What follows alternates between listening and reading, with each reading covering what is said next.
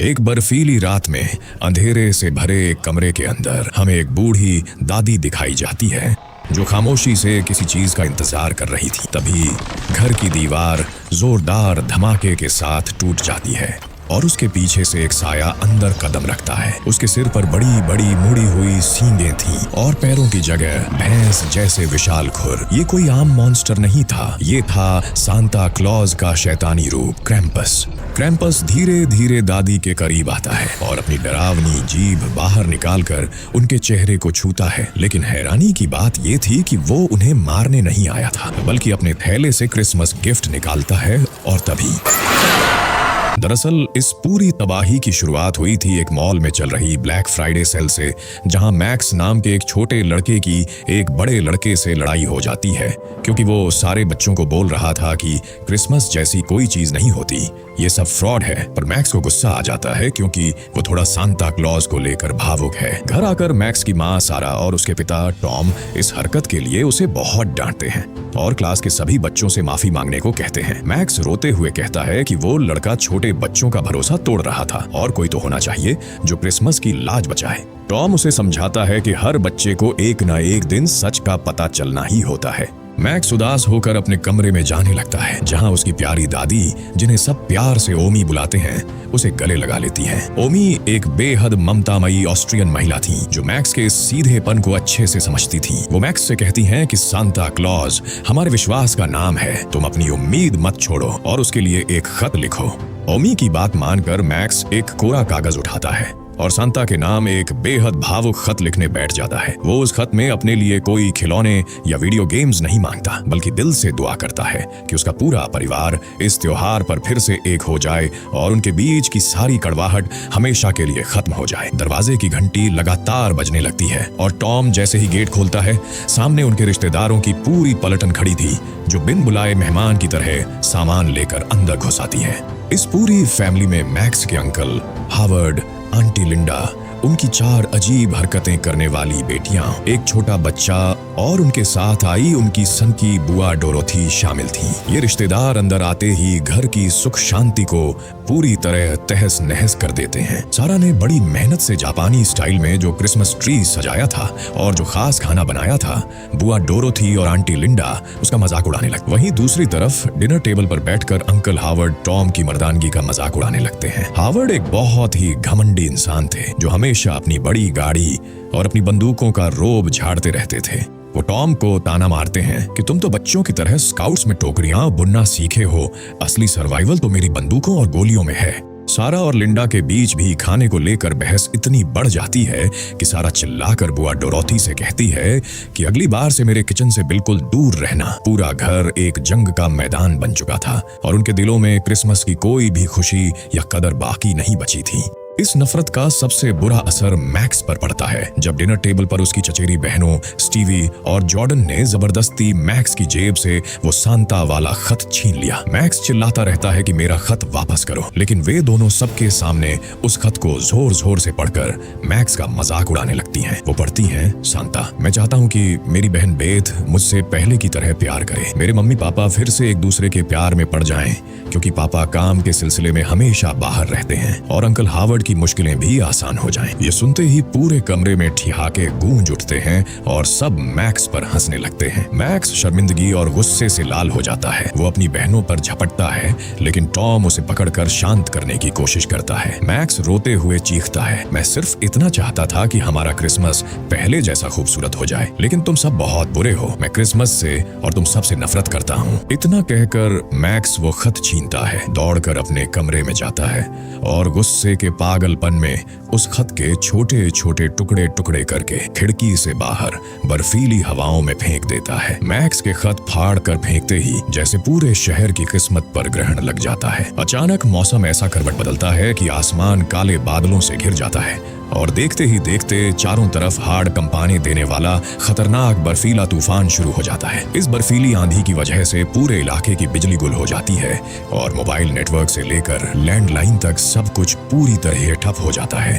अगली सुबह जब घर के सभी लोग जागते हैं तो पूरा घर बर्फ की मोटी चादर में कैद हो चुका था। तभी मैक्स खिड़की के पास जाता है और बाहर का नजारा देखकर चिल्लाता है, मम्मी बाहर देखो, हमारे आंगन में कोई अजीब सा स्नोमैन खड़ा है। टॉम और सारा बाहर देखते हैं, लेकिन सोचने वाली बात ये थी कि इस जानलेवा बवंडर में जहाँ कोई परिंदा भी पर नहीं मार सकता, वहाँ रातों रात ये अजीब स्नोमैन किसने खड़ा कर दिया था। माहौल और भी रहस्यमयी तब हो जाता है जब दरवाजे पर नॉक होती है। टॉम गेट खोलता है तो बाहर एक कुरियर वाला खड़ा था जो बिना कुछ बोले एक बड़ा सा पार्सल सौंपकर तुरंत गायब हो जाता है। वहीं दूसरी तरफ मैक्स की बड़ी बहन बेथ इस बात को लेकर बेहद परेशान थी कि उसका बॉयफ्रेंड डेरेक सुबह से उसके 9 मैसेजेस भेजने के बाद भी कोई जवाब नहीं दे रहा था। बेथ अपने माता पिता से कहती है कि डेरेक का घर यहाँ से सिर्फ 4 ब्लॉक दूर है, मैं पैदल जाकर चेक करके आती हूँ कि वो ठीक है या नहीं। टॉम और सारा पहले तो मना करते हैं, लेकिन बेथ के जिद करने पर सारा उसे सिर्फ 1 घंटे में वापस आने की शर्त पर जाने की इजाजत दे देती है। बेथ भारी बर्फबारी के बीच अकेले सड़क पर निकल पड़ती है, जहाँ पूरा शहर मरणशैया की तरह वीरान और सुनसान लग रहा था। ना सड़क पर कोई गाड़ी थी और ना ही कोई इंसान। चलते चलते अचानक बेथ को एक अजीब सी आहट सुनाई देती है। जब वो ऊपर नजर घुमाती है तो उसके होश उड़ जाते हैं। वो देखती है कि एक बहुत बड़ा खौफनाक क्रिएचर जिसके सिर पर विशाल सींग थे और पैर बकरे जैसे खुरों वाले थे, वो एक घर की छत से दूसरी छत पर छलांग लगा रहा था। बेथ डर के मारे कार के पीछे छुप जाती है और अपनी जान बचाने के लिए भागने की कोशिश करती है, लेकिन इससे पहले कि वो कहीं छिप पाती, उस अंधेरे में छिपे उस पार्सल के ही एक शैतानी और बदसूरत खिलौने ने बेथ पर पीछे से अचानक हमला कर दिया। बेथ की चीखें उस बर्फीले सन्नाटे में हमेशा के लिए दफन हो गईं।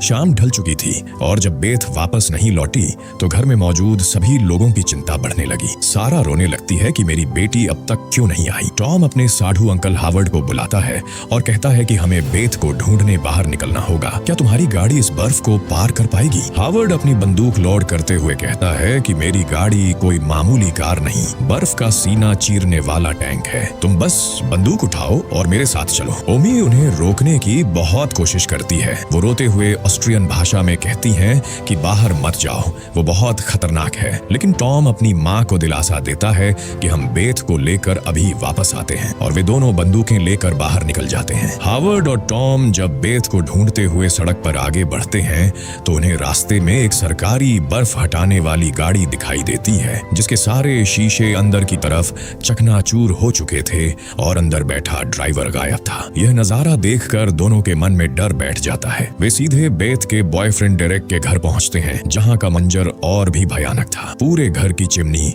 अंदर से टूटकर बिखरी पड़ी थी, मानो कोई बहुत बड़ी चीज ऊपर से नीचे आई हो। जब टॉम नीचे देखता है तो फर्श पर बकरे के पैर जैसे विशाल खुरों के निशान बने हुए थे। हावर्ड हैरान होकर पूछता है कि भला ऐसा कौन सा जानवर है जो अपने पिछले 2 पैरों पर खड़ा होकर इंसानों की तरह चलता है। तभी अचानक घर की रसोई से बेथ की जोर से चिल्लाने की आवाज आती है, बचाओ पापा, मुझे बचाओ। टॉम और हावर्ड बंदूकें तानकर रसोई की तरफ भागते हैं, लेकिन जैसे ही हावर्ड आगे बढ़ता है, अंधेरे में छिपा एक बेहद घिनौना कीड़े जैसा दिखने वाला jack in the box creature अचानक हावर्ड पर हमला कर देता है और उसके पैर को बुरी तरह चबाने लगता है। हावर्ड दर्द से चीखने लगता है। टॉम अंधाधुंध गोलियां चलाकर किसी तरह हावर्ड को उस मॉन्स्टर के चंगुल से छुड़ाता है। बाहर का खौफनाक मंजर और हावर्ड के पैर का गहरा घाव देखकर वे समझ जाते हैं कि बेथ को ढूंढना इस वक्त मुमकिन नहीं है, इसलिए वे जान बचाकर वापस अपने घर की तरफ भागते हैं और घर के सभी दरवाजों और खिड़कियों पर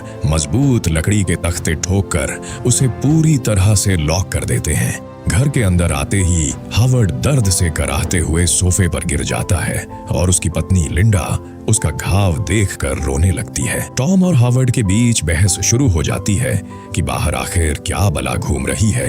तभी सारा कहती है कि हमें गाड़ी में बैठकर फौरन यहाँ से भाग जाना चाहिए, लेकिन हावर्ड बताता है कि बाहर खड़ी उनकी कीमती गाड़ी को किसी चीज ने पूरी तरह से तोड़कर कबाड़ बना दिया है और इस भयंकर बर्फबारी में अब कहीं जाना खुदकुशी करने जैसा है। अपनी बेबसी और खौफ को देखकर टॉम फैसला करता है कि वे लोग तब तक इसी बंद घर के अंदर छिपे रहेंगे जब तक कि यह जानलेवा तूफान थम नहीं जाता। रात का सन्नाटा गहराने लगता है और घर के सभी लोग खुद को सुरक्षित रखने के लिए लिविंग रूम के सोफे पर एक साथ लेट जाते हैं।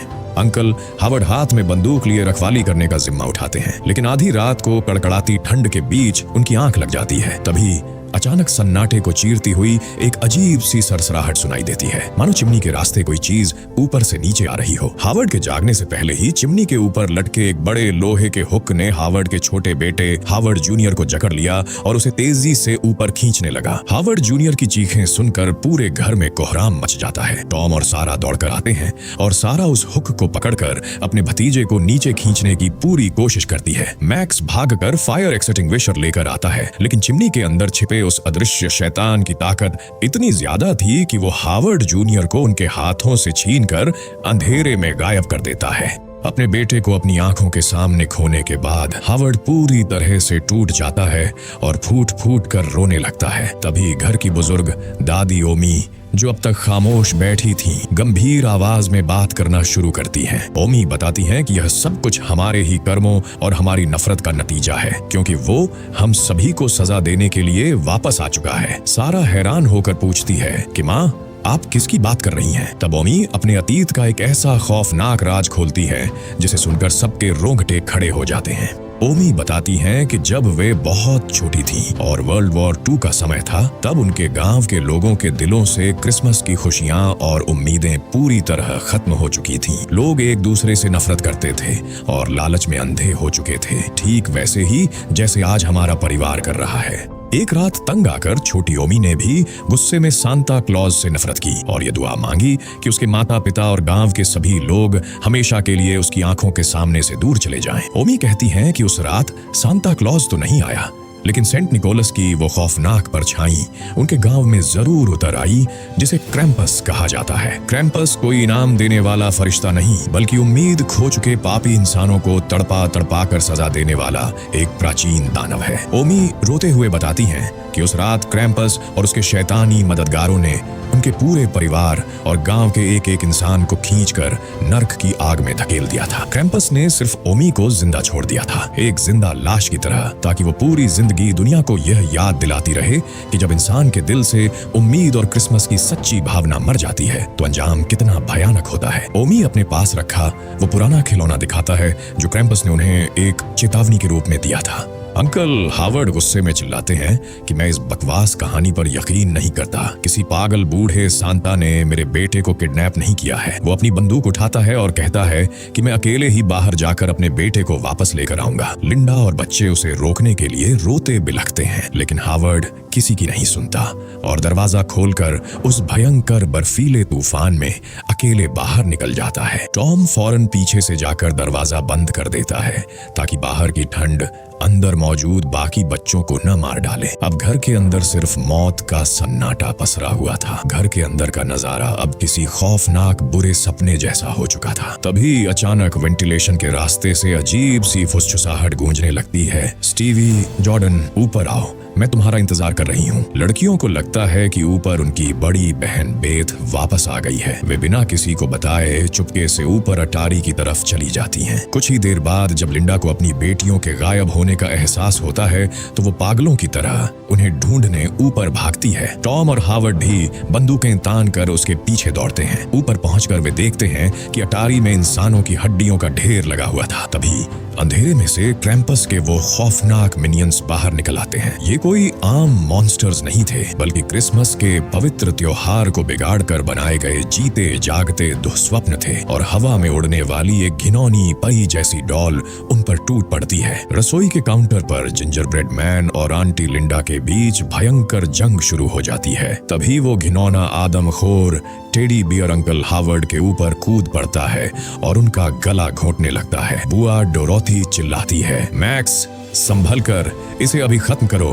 वो बंदूक उठाकर उस मॉन्स्टर को गोली मार देती है, लेकिन क्रैम्पस की शैतानी ताकतें उन पर हावी हो रही थीं। हावर्ड पागलों की तरह अपनी छोटी बच्ची क्रिसी को ढूंढने के लिए चिल्लाता है, लेकिन तभी वो घिनौना jack in the box creature auntie Linda और बुआ डोरोथी दोनों को जिंदा निगल जाता है और उन्हें खींचकर सीधे नर्क के रास्ते पर ले जाता है। नीचे लिविंग रूम में अब सिर्फ टॉम, सारा और मैक्स अकेले बच गए थे। टॉम समझ जाता है कि इस घर में बंद रहकर वे सिर्फ अपनी मौत का इंतजार कर रहे हैं, इसलिए वो सारा से कहता है कि हमारा इकलौता चांस सड़क पर खड़ी उस बर्फ हटाने वाली सरकारी गाड़ी तक पहुंचना है। वे जैसे ही बाहर निकलने के लिए दरवाजा खोलते हैं, सामने खुद साक्षात मौत का फरिश्ता खड़ा था। ओमी अपनी धुंधली आंखों से उस विशालकाय साए को देखती है और कहती है, यही वही है क्रैम्पस। ओमी टॉम और सारा को धक्का देकर बाहर निकाल देती है और खुद अंदर से दरवाजा बंद कर लेती है। वो अपनी जिंदगी का बलिदान देकर अपने पोते और बच्चों को बचाना चाहती थी। ओमी जैसे ही मुड़ती है, क्रैम्पस अपना विशालकाय थैला खोलता है और ओमी को हमेशा के लिए नर्क की आग में समेट लेता है। बाहर बर्फीले बवंडर के बीच टॉम, सारा और मैक्स अपनी जान बचाने के लिए उस गाड़ी की तरफ दौड़ते हैं, लेकिन क्रैम्पस के एल्व्स और मिनियंस चारों तरफ से उन्हें घेर लेते हैं। टॉम अपनी पत्नी और बेटे को बचाने के लिए अकेला उन मॉन्स्टर्स से भिड़ जाता है। वो मैक्स को गले लगाता है और कहता है, आई लव यू बेटा, यहाँ से भागो। और अगले ही पल मिनियंस टॉम को खींच कर ले जाते हैं। सारा मैक्स को गाड़ी के अंदर छुपा देती है और कहती है, तुम यहाँ से मत हिलना। सारा भी अपने बेटे को बचाने के लिए अपनी जान कुर्बान कर देती है और क्रैम्पस की टोली उसे भी उठा ले जाती है। अब इस पूरी जमी हुई वीरान दुनिया में मैक्स अकेला बच गया था। वो रोते हुए उस जगह पहुंचता है जहाँ बर्फ के बीच नर्क का एक बहुत बड़ा धधकता हुआ गड्ढा खुला हुआ था। वहाँ खुद क्रैम्पस और उसके शैतानी मिनियंस खड़े थे, जो मैक्स के पूरे परिवार को एक एक करके उस नर्क की आग में फेंक रहे थे। मैक्स की आंखों से आंसू बहने लगते हैं। वो घुटनों के बल बैठ जाता है और क्रैम्पस के सामने हाथ जोड़कर चीखता है, मैं अपनी वो बुरी विश वापस लेता हूँ सांता, मैं सब वापस लेता हूँ। मेरे परिवार को छोड़ दो, वे बेगुनाह हैं, उनके बदले तुम मुझे इस नर्क की आग में फेंक दो। क्रैम्पस धीरे धीरे मैक्स के करीब आता है। वो झुककर बड़े ही प्यार से मैक्स के आंसू पोंछता है, मानो वो मैक्स की इस कुर्बानी से पिघल गया हो। लेकिन अगले ही पल क्रैम्पस के चेहरे का नकाब हटता है और वो और उसके एल्व्स जोर जोर से दुष्टों की तरह हंसने लगते हैं। क्रैम्पस मैक्स को पैरों से उठाता है और बेरहमी से सीधे नर्क के उस जलते हुए गड्ढे में नीचे फेंक देता है। अचानक मैक्स की आंख खुलती है। वो चौंक कर उठ बैठता है और देखता है कि वो अपने उसी गर्म और खूबसूरत कमरे में लेटा हुआ था। बाहर धूप खिली थी और आज क्रिसमस की सुबह थी। वो घबरा कर भागते हुए नीचे लिविंग रूम में जाता है, जहां टॉम, सारा, उसकी बहन बेथ और आंटी लिंडा का पूरा परिवार बिल्कुल सुरक्षित बैठा हुआ था और हंसते मुस्कुराते हुए अपने क्रिसमस गिफ्ट्स खोल रहा था। मैक्स को लगता है कि शायद वो सब कुछ सिर्फ एक खौफनाक और बुरा सपना था। वो दौड़कर अपने माता पिता को गले लगा लेता है और रोने लगता है। टॉम मुस्कुराकर उसे एक गिफ्ट सौंपता है। मैक्स जैसे ही उस गिफ्ट के डिब्बे को खोलता है, उसके हाथ कांपने लगते हैं और पूरे परिवार के चेहरों की मुस्कान अचानक एक खौफनाक सन्नाटे में बदल जाती है। उस डिब्बे के अंदर क्रैम्पस का दिया हुआ वही पुराना जंग लगा हुआ खिलौना रखा था, जिस पर मैक्स के फटे हुए खत के टुकड़े लिपटे हुए थे। कैमरा जैसे जैसे पीछे जाता है, पता चलता है कि उनका वो खूबसूरत घर असल में किसी असली दुनिया में नहीं, बल्कि क्रैम्पस के हाथ में मौजूद एक कांच के स्नो ग्लोब के अंदर कैद है। ऐसे ही हजारों स्नो ग्लोब्स क्रैम्पस के नर्क की अलमारियों में सजे हुए थे, जहां उम्मीद खो देने वाले पापी परिवारों को हमेशा हमेशा के लिए कैद कर दिया गया था। मैक्स का परिवार अपनी सजा भुगतने के लिए नर्क के उस कांच के पिंजरे में हमेशा के लिए बंद हो चुका था, जहां वे हर रोज इसी नकली खुशियों वाले क्रिसमस को दोहराने के लिए अभिशप्त थे। और इसी रोंगटे खड़े कर देने वाले ट्विस्ट के साथ ये कहानी यहीं खत्म हो जाती है।